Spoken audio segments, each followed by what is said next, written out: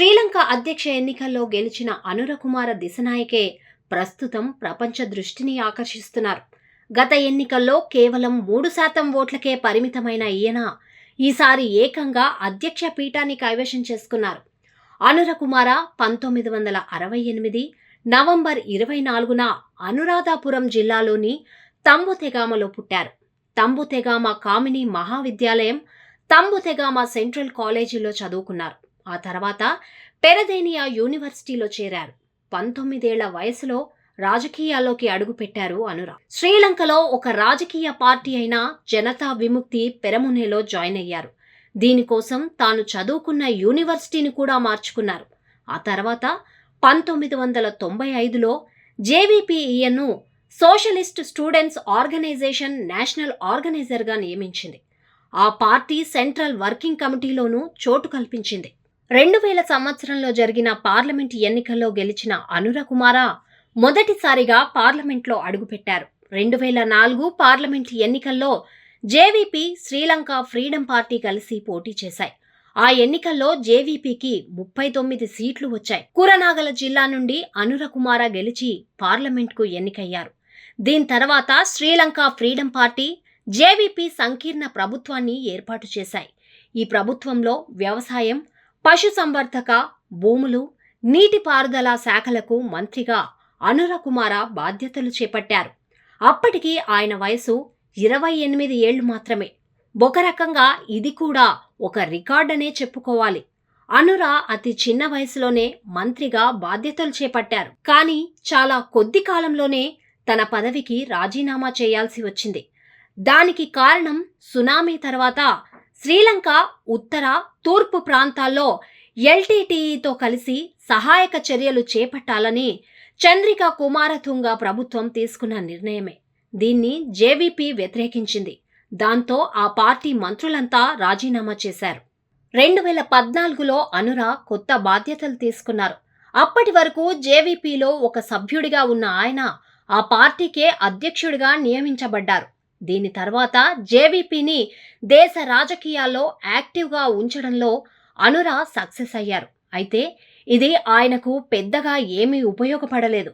2019 ఎన్నికల్లో అనురకుమార మొదటిసారి అధ్యక్ష ఎన్నికల్లో పోటీ చేశారు. కానీ కేవలం 3% ఓట్లు మాత్రమే సంపాదించుకోగలిగారు. జనతా విముక్తి పెరమునే నేతృత్వంలో నేషనల్ పీపుల్స్ పవర్ కూటమి అభ్యర్థిగా ఈయన పోటీ చేశారు. అయితే 2019 ఎన్నికల ఓటమి అనురకుమారను కృంగదీయలేదు. మరింత ఉత్సాహంతో, రాజకీయ చైతన్యంతో ఈయన పనిచేశారు. రాజపక్స అవినీతిని ఎండగట్టడంలో అనురకుమార సక్సెస్ అయ్యారు. దీని ద్వారా క్రమంగా ఆయనకు మద్దతు పెరుగుతూ వచ్చింది. దీంతో పాటు శ్రీలంక ఆర్థిక సంక్షోభ సమయంలో జరిగిన నిరసనల్లో కూడా అనురా యాక్టివ్గా పాల్గొన్నారు. అప్పుడే 2024 అధ్యక్ష ఎన్నికల్లో తాను పోటీ చేస్తానని కూడా అనౌన్స్ చేశారు. 2024 అధ్యక్ష ఎన్నికల్లో అనురకుమార దిశనాయకేకు విపరీతంగా మద్దతు వచ్చింది. విద్యార్థులు, ప్రభుత్వ ఉద్యోగులు ఆయన వెంట నడిచారు. ఎన్నికల ప్రచార సభలకు జనాలు విపరీతంగా వచ్చారు. అనురా బాగా చదువుకున్నవారు కావడం, ప్రజలకు కావలసిన విషయాలు మాట్లాడడం లాంటివి ఆయన ప్లస్ పాయింట్స్ అయ్యాయి. అదే కాక సొంతంగా తన పార్టీకి హింసాత్మక చరిత్ర ఉన్నప్పటికీ 2014లో శ్రీలంకలో జరిగిన హింసకు ఆయన క్షమాపణలు చెప్పారు. తన పార్టీ గురించి కూడా ఆయన ఇందులో మాట్లాడారు. ఇలా చేసిన మొదటి నాయకుడు ఆయనే కావడం గమనార్హం.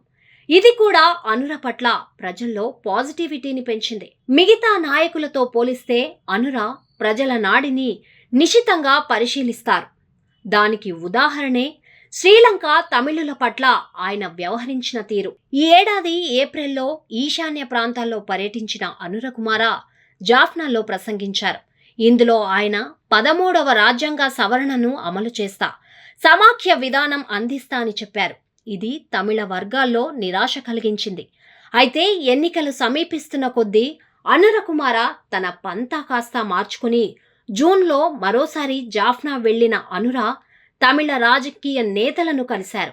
దాని తర్వాత అనుర మాట్లాడుతూ ప్రావిన్షియల్ కౌన్సిల్స్ యథాతథంగా కొనసాగుతాయని చెప్పారు. తన పార్టీ దీనికి వ్యతిరేకం అని తెలిసినా కూడా ఆయన ఈ ప్రామిస్ చేశారు. ఇప్పుడు అధికారంలోకి వచ్చాక మరి ఏం చేస్తారో చూడాలి. శ్రీలంకలో ఉన్న అదానీ విండ్ అండ్ పవర్ ప్రాజెక్టును రద్దు చేస్తామని అనురకుమార చెప్పారు.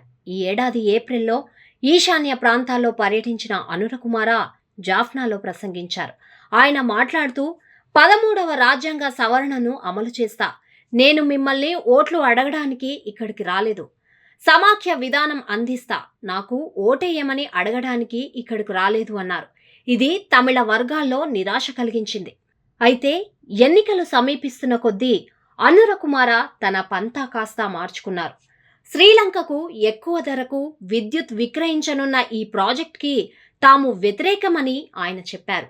అలాగే ప్రాంతంలోని ఏ వ్యవస్థతోనూ విరోధం ఉండదని జేవీపీ పార్టీ ముందు నుండే చెబుతూ వస్తోంది. ప్రస్తుతం శ్రీలంకకు ఇండియా, చైనా భారీగా రుణాలిస్తున్నాయి. ఇందులో చైనా వామపక్ష భావజాలం ఉన్న దేశం. అనురకుమార పార్టీ అయిన జేవీపీ కూడా వామపక్ష భావజాలం ఉన్నదే. అందుకే ఈ పార్టీ కొత్త అధ్యక్షుడు భారత్ కన్నా చైనాకే ఎక్కువ అనుకూలంగా ఉండే ఛాన్స్ ఉంది. అందులో భాగంగానే అదానీ పార్టీని వ్యతిరేకించడం అనే టాక్ ఉంది. దాంతోపాటు ప్రావిన్స్లకు మరిన్ని అధికారాలు ఇవ్వాలని చెప్పే ఇండియా శ్రీలంక ఒప్పందాన్ని జేవీపీ ఎప్పటి నుండో వ్యతిరేకిస్తోంది.